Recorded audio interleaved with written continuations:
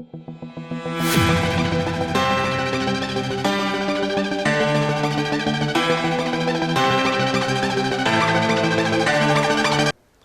बेटा, तो अभी ये आर्टिकल है टाइप्स ऑफ कैपेसिटर। मैंने आपको बताया कैपेसिटर यानी ही कंडेंसर।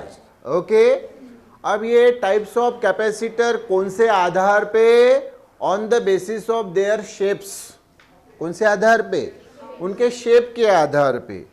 तो 3 types of capacitors are there on the basis of their shapes. कौन से 3 है?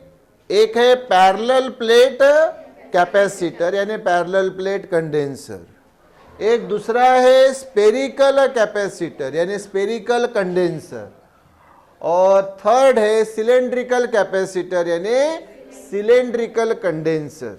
ये प्योरली कौन से आधार पे इनको सेपरेट किया गया है? On the basis of their shapes.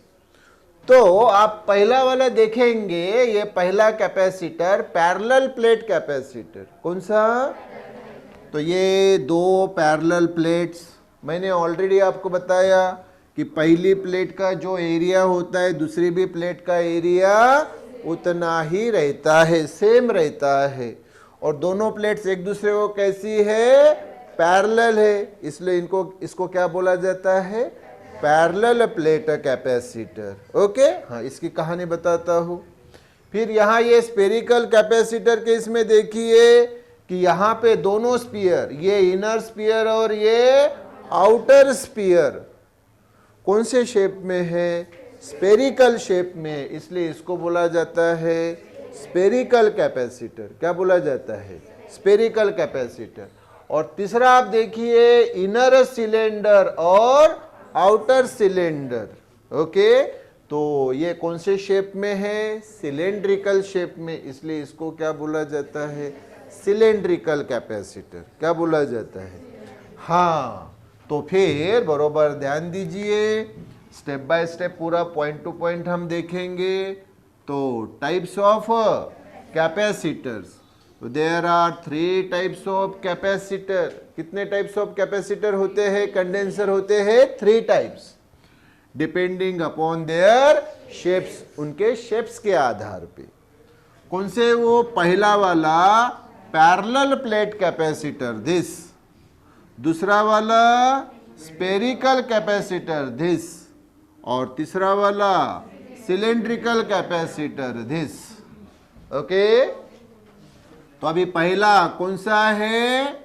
Parallel plate capacitor. Parallel plate capacitor में मैं आपको बार बार बता रहा हूं कि 2 प्लेट्स एक दूसरे को कैसी रखी जाती है? पैरेलल।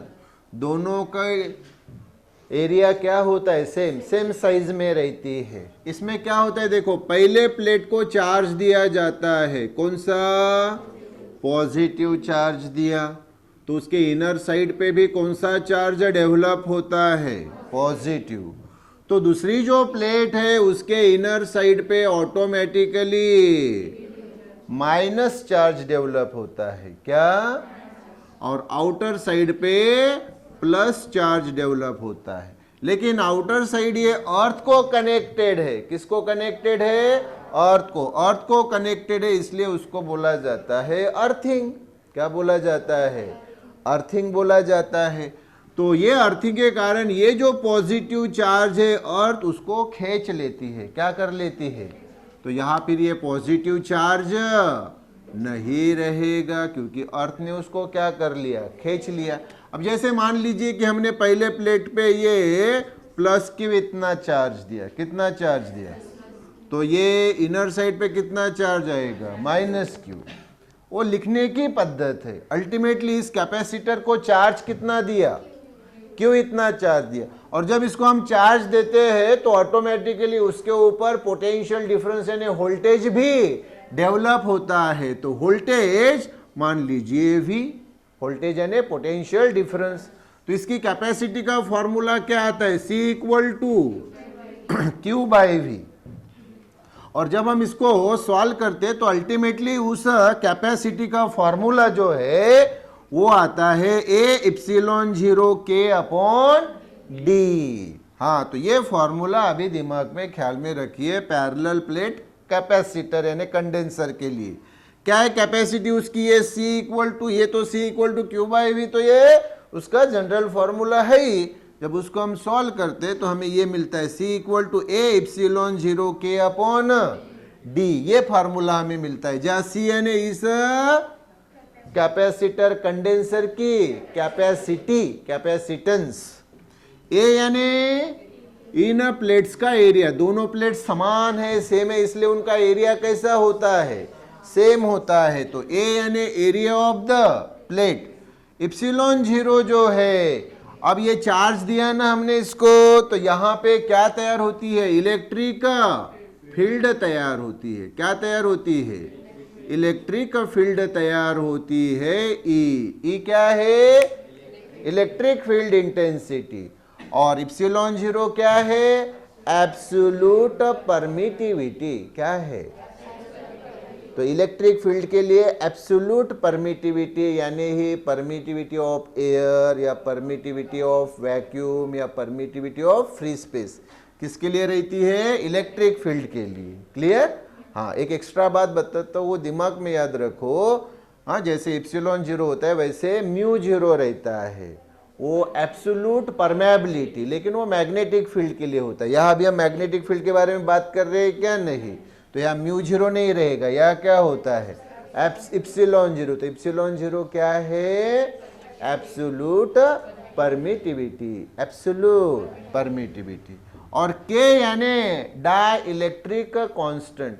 ये दो प्लेट के बीच में क्या रखा जाता है? एक डाई इलेक्ट्रिक मीडियम रखा जाता है। डाई इलेक्ट्रिक मीडियम यानी ही डाई इलेक्ट्रिक, डाई इलेक्ट्रिक यानी डाई इलेक्ट्रिक मीडियम, जैसे माइका है, एस्बेस्टॉस है, हाई क्वालिटी पेपर है, या इलेक्ट्रोलाइट सॉल्यूशन है आपके केमिस्ट्री का। ओके, तो ये दो प्लेट के बीच में रखा जाता है। तो के क्या है? उस डाई इलेक्ट्रिक मीडियम का यानी ही डाई इलेक्ट्रिक का कांस्टेंट, जिसको क्या बोला जाता है? Dielectric constant.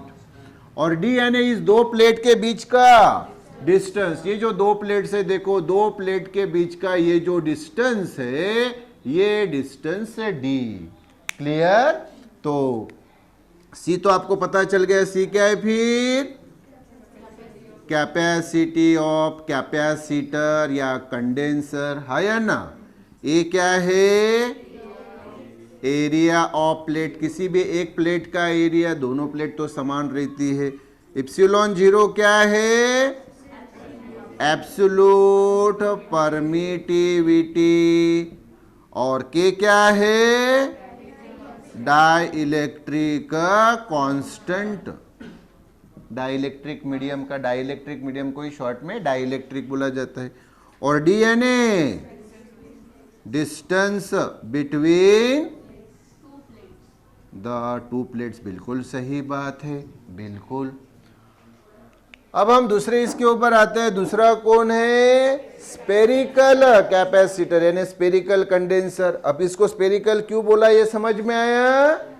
क्यों? क्योंकि ये स्पेरिकल शेप में है। तो ये इनर स्पीयर, बरोबर ध्यान दो, ये इनर स्पीयर दिखा क्या? Inner spear.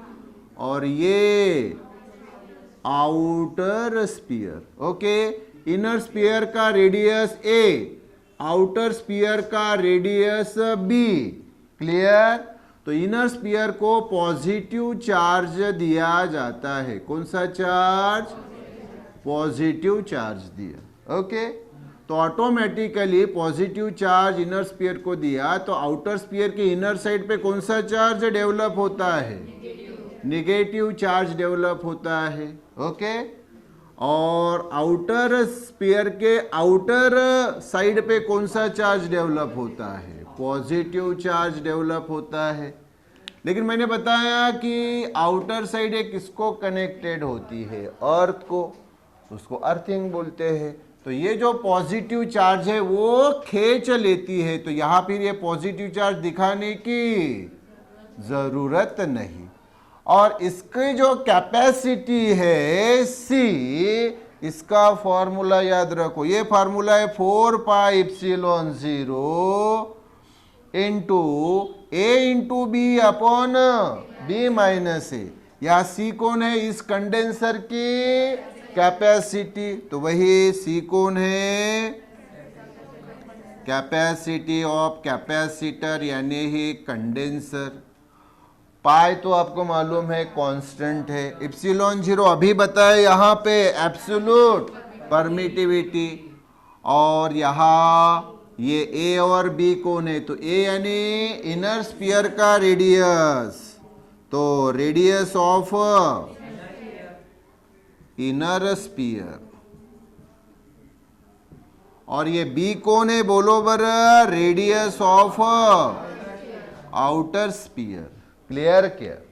हाँ, तो ये दूसरा हो गया। तीसरा ये सिलेंड्रिकल कैपेसिटर यानी सिलेंड्रिकल कंडेंसर। क्यों बोला गया ये क्लियर? क्यों?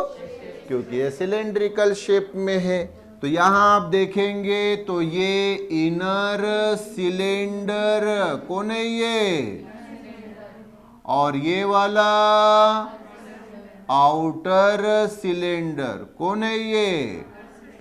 इनर सिलेंडर का रेडियस स्मॉल ए और आउटर सिलेंडर का रेडियस स्मॉल बी।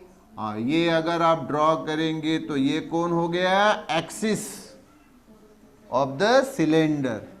तो इसकी जो कैपेसिटी होती है C इक्वल टू ये होती है 2 pi epsilon 0 L upon 2.303 log B upon A, और यह लॉग का बेस ऑफ कोर्स 10।